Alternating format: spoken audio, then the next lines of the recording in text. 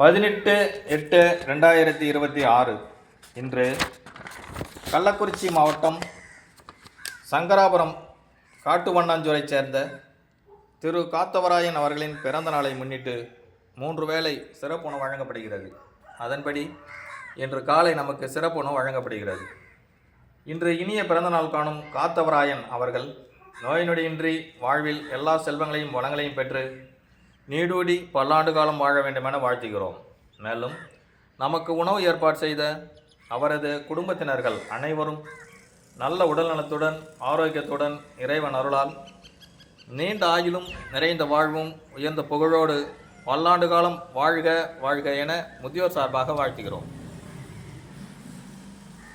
இறைவா, இன்று நாம் உண்ணும் உணவு இருந்தோறும் எல்லா உயிர்களுக்கும் எப்பொழுதும் கிடைத்திட எல்லாம் வல்ல இறைவனை வேண்டுகிறோம்.